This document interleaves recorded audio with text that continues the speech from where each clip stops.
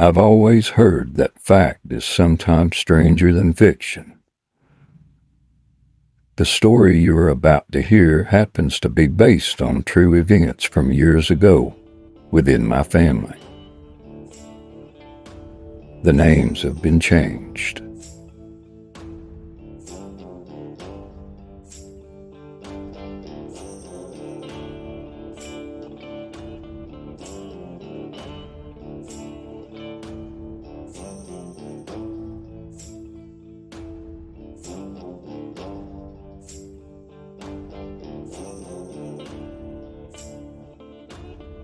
The Ants by LeBron Keener. Mildred was cooking breakfast, standing at the stove frying bacon and sausage. She was talking to Herman, who was sitting at the table drinking coffee. He was cleaning his shotgun, patiently awaiting his breakfast. Jake, their old hound dog, lay on the floor next to him. "How do you want your eggs this morning?" she asked as she cracked an egg against the edge of the stove. "Fried," said Herman. "Make sure they're good and runny." She continued cooking, dropping the egg from the shell where it sizzled in the hot, greasy skillet. She stirred the pot of gravy that had been simmering on one of the back burners. "Are you going hunting?" she asked while she stood at the stove.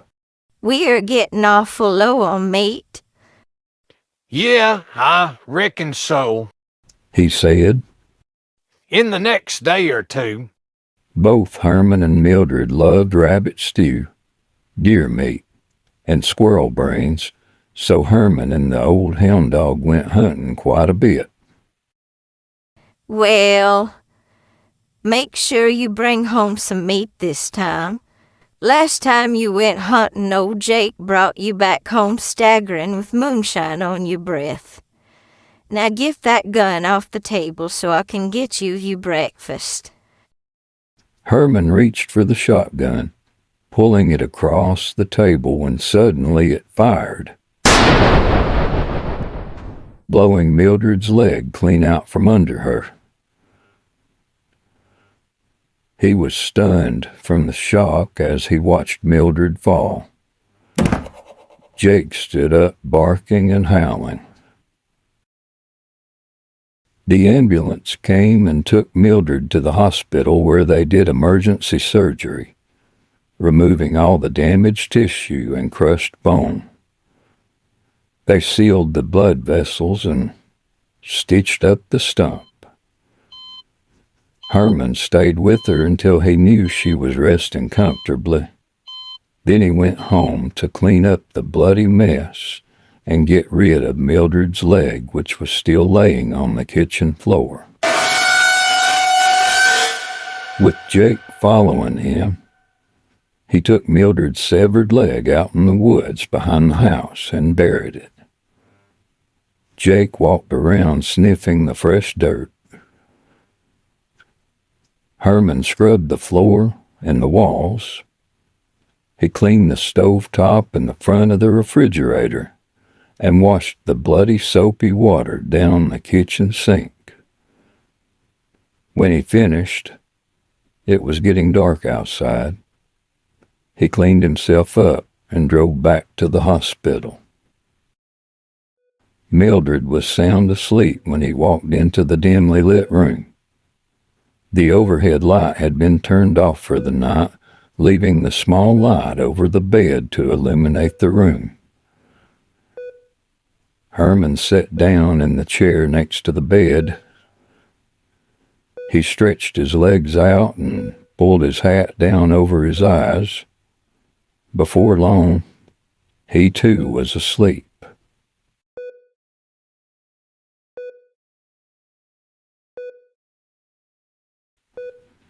Mildred woke up screaming.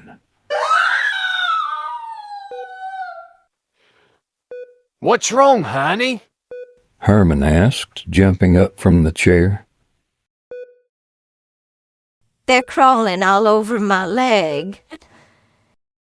They're biting me. What is biting you? The ants. They're crawling all over my leg. Get 'em off. Is everything okay in here?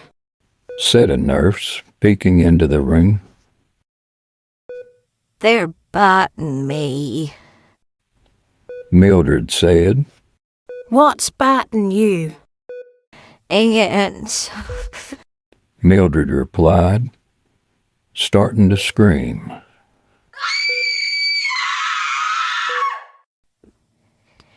Get 'em off my leg. They are crawling all over my leg. Honey, just relax. Said Herman, leaning over her. Your leg's gone. Get them off my leg now. She yelled, grabbing him by the shirt. He looked into her pain-stricken face as she let go of him and fell back down onto the pillow. Herman stood beside the bed, listening to her agonizing pleas. A thought occurred to him, a morbid and grotesque thought. He quietly walked out of the room and left the hospital.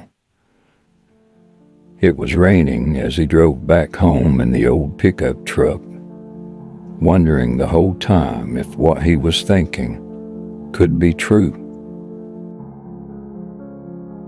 When he got home, he went into the shed. He put on a canvas rain poncho, got the shovel and a lantern, and hurried to the woods behind the house. Setting the lantern on the ground, he frantically began to dig where he had just a few hours earlier buried Mildred's severed leg.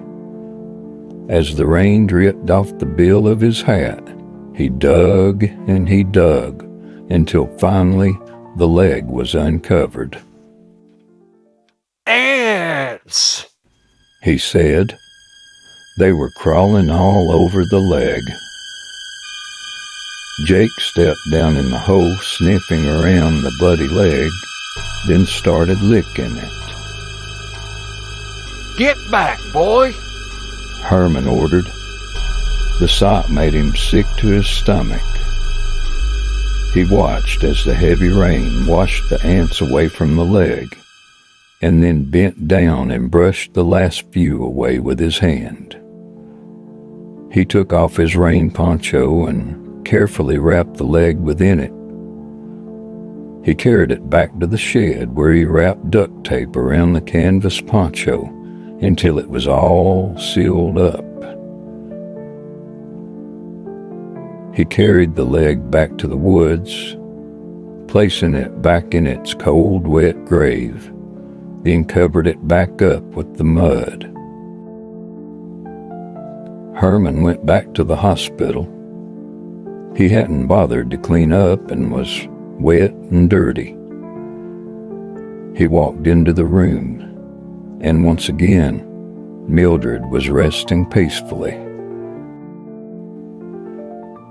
To this day, Mildred's severed leg still lies buried in the woods behind the house. She and Herman have since passed on, but both lived long and happy lives. Never did she feel anything biting or crawling on that severed leg again.